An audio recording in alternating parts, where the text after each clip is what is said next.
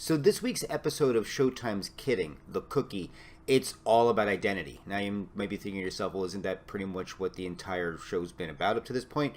True, but identity takes front and center with all of our cast across the board. But first, let's jump to the obvious cliffhanger. Nobody blows up. And that's one of the things I liked about the episode right from the very beginning. It was almost, I don't know if it was Michel Gondry almost wanting to just jab us a little bit. It was like, really, do you think we're going to go there? These are smart kids. They noticed it. Cassidy stepped in. It was all taken care of. But it really did start as a good catalyst to start into the heart and the guts of the episode, which, again, identity. Everybody was having an identity crisis. Let's run through. With Will, it was identity crisis, having survived, not blowing up, and getting to know more about Phil. And we're learning, as we've learned several other times before, Phil was a bit of a player, and Phil had girlfriends, and Will takes some time to kind of live vicariously through his brother, to be certain aspects that he isn't, that he saw in Phil. And I thought that was very important, and I thought that was a very, very touching scenes in that play. It could have been handled a lot of different ways and a lot of wrong ways, and it wasn't, and I really appreciated that. Tara Lipinski, I love the way she just played a caricature of herself, and the way she had her relationship with, I want to make sure there's Sarah, and I think that was very interesting in the idea of identity and twins, and how with Phil and Will, there tends to be the alpha and there tends to be the beta, and the heartbreak that can come when one kind of overpowers and dominates the other. I thought that was interesting on a number of levels. I also thought it segued into a very nice scene with Jeff and a child, where you see the conflict that's in play. Now you have Jeff against his Pickles persona, now going up against his Pickles on Ice persona, and guess what? Soon to be a animated Pickles persona, and all of these things that he's having to juggle, these internal identity struggles, and then having to, I guess, for lack of a better phrase, fight against these identity struggles that are being forced upon him, worst of all, by family members.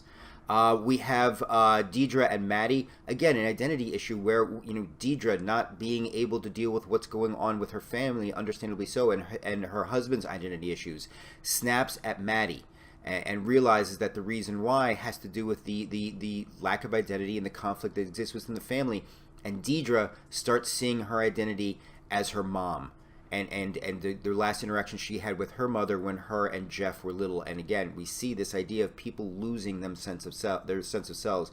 And then, of course, we have Jeff and Deidre, who should be there for each other, who should be two people who understand and should lean on each other. But in the realities of things, they're siblings who wage these heartbreaking emotional wars with one another and not willing to go after the person who is the big bad, and that's Seb. And Seb does his effective job of playing them against each other. And I think it's because he knows if they ever actually start to talk and start to look at things, he's going to have a lot to atone for and a lot to answer for.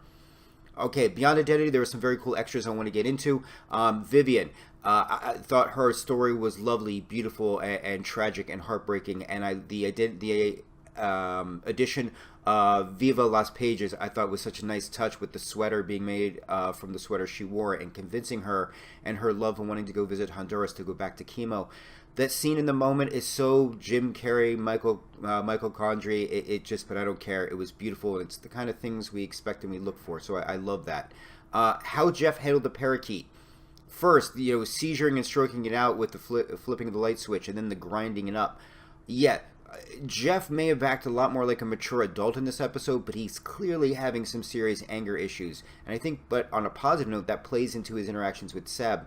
Because there was just a really, really, I'm going to paraphrase, but just this line of like, every day I'm getting more powerful and I understand what I'm about. You just keep getting older. And it's just this idea of like, okay, you want to play this game? You think whatever I'm coming to is going to be just a complete meltdown? What if at the end of this I end up being a better me? And that's something Seb is just not going to be able to handle.